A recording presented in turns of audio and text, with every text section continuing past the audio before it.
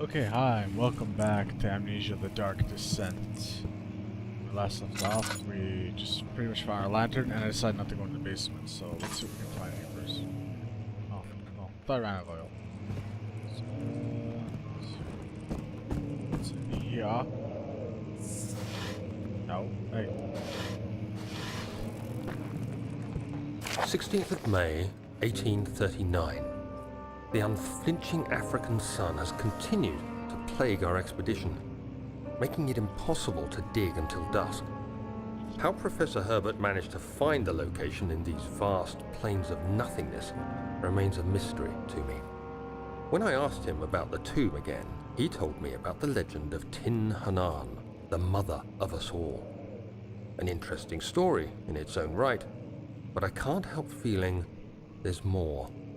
Later that evening, we uncovered a passage beneath the dunes leading to a sand-covered stone structure.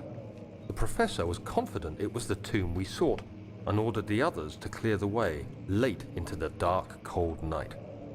Tomorrow, I shall lead the men into the ancient structure, hoping to reach the burial chamber. No matter what the professor is keeping from me, the dig should yield something interesting to take back to London and the British Museum. Okay, so I'm assuming that whatever they found down there has something to do with what's going on with the shadow that's chasing them. Okay. Let's see, what's in here? Gather it.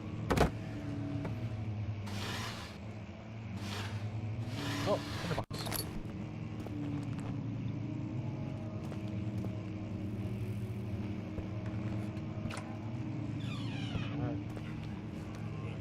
What the hell was that?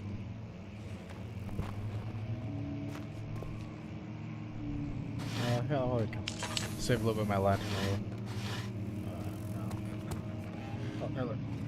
17th of May, 1839.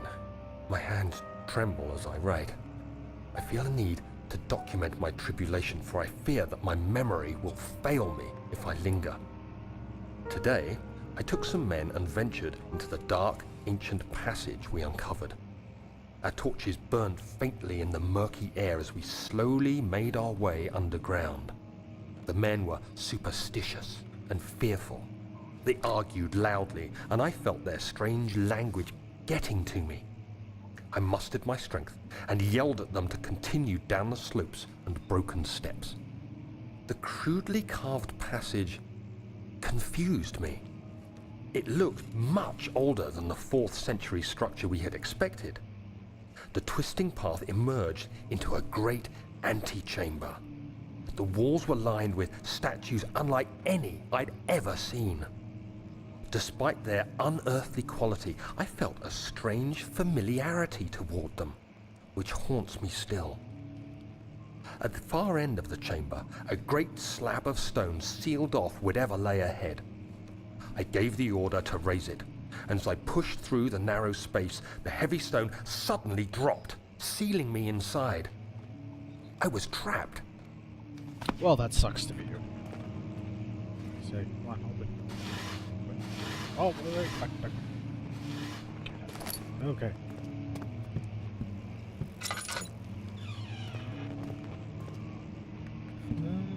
This isn't creepy at all.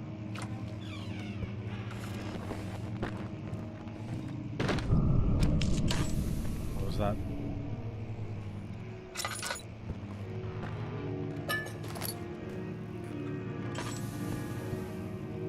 I hear a piano played. I don't like this.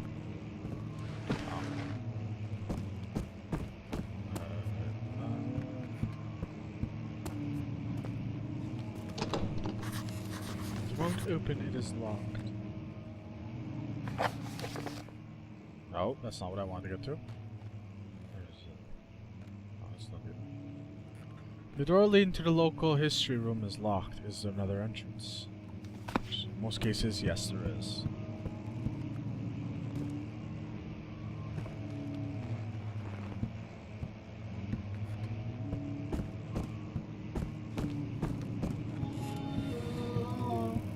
Oh god.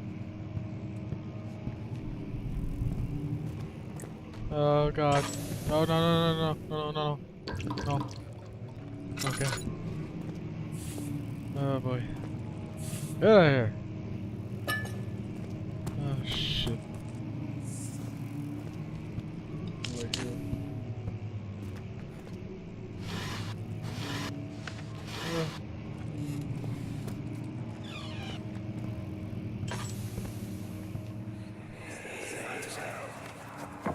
Much of the castle is old and hasn't been tended to for centuries. When the shadow arrives, it won't take long until things start falling apart. We're just buying time anyway. Let's do what we can. There isn't much to be done about the walls. We should reinforce weak structures. The ground will tremble and there's a risk everything will cave in on us, especially downstairs. Here, and there.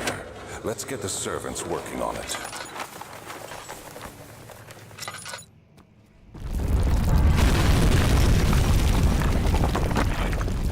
Holy shit, was that loud? Yeah, let's see what we can find here. Hey, come on, open. And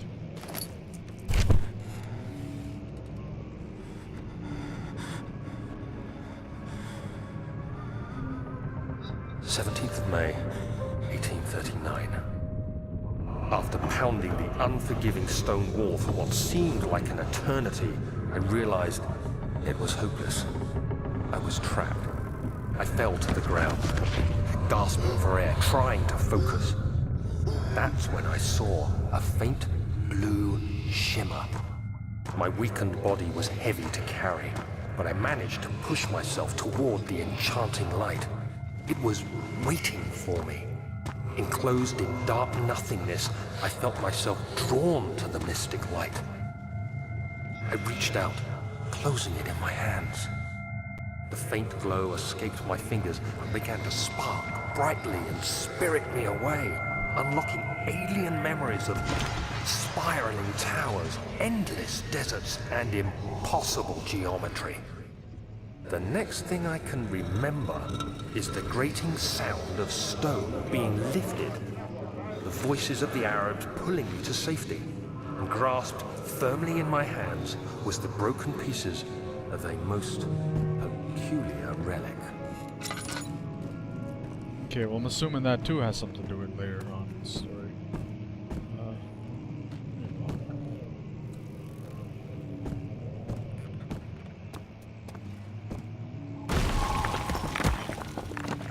Alright. You have to be swift when you activate the first one. You hear that?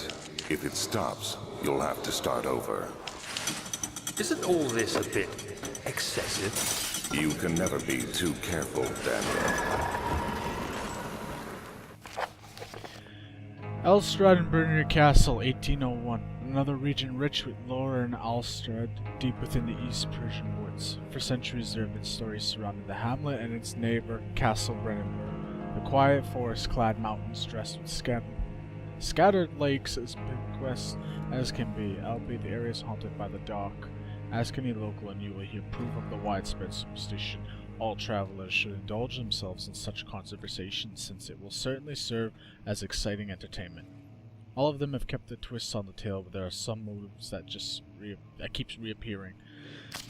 The Gatherers. This story reaches all the way back to the time of the 30 Years' War. It is said that soldiers who abandoned their duty got lost in the cold, dark woods and were forever damned to roam the grounds. Their bodies, wrought by their tainted souls, have left them disfigured and empty of essence. Many have cited them over the years and described them as horrid revenants. They move silently through the woods, shying away from any beholder. They are called gatherers as they seem to follow some ambition to steal living creatures. Is it they prey which can be heard struggling inside damp barley sacks dragged behind them which reveal their presence? What dark schemes do they follow? Visit undone. Man, this is long. Visit undone. Hyre Cornela Agrippa, the well-known erudite, visited Alistade at the start of the 16th century. He resides at the local inn for the fortnight as he looked for remnants of kingdoms past. During his stay, all the prominent members of society paid notice, and he is mentioned in many records of the time. One day he went to investigate a burrow in the northwestern glades, only to never be seen again. Heinrich is known to have passed away in Grenoble some 10 years ago. He dismissed the notion of ever visiting Alstein, which makes you wonder what really happened. Who was this mysterious man who visited the sleepy hamlet in the woods, and what happened to him? The immortal Baron, the Baron of Brennenburg, lives a reclusive life with his family at his castle nearby, Alistair. And like most, those of noble birth, rumors are inherited alongside with the title. Research and history reveals little before the castle was consumed by fire in the late 16th century.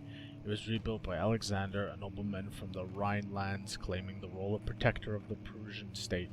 Alexander helps the region to flourish and remain popular throughout his presumed lifetime.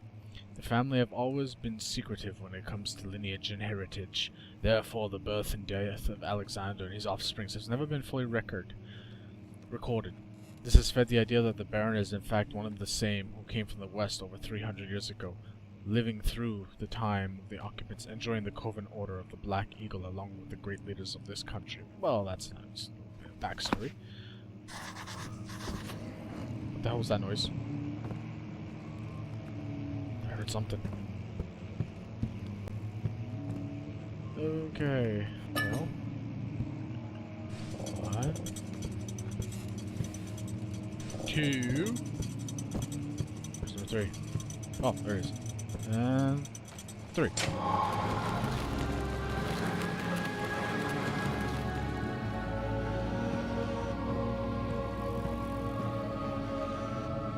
Give me that key.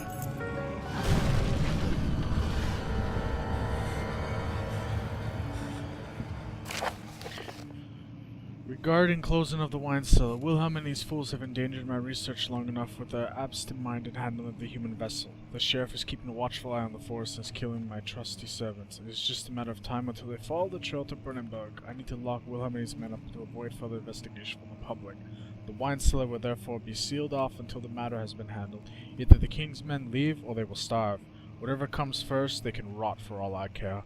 Maybe I'll feed them some wine and it would, in a sense, solve both of my problems.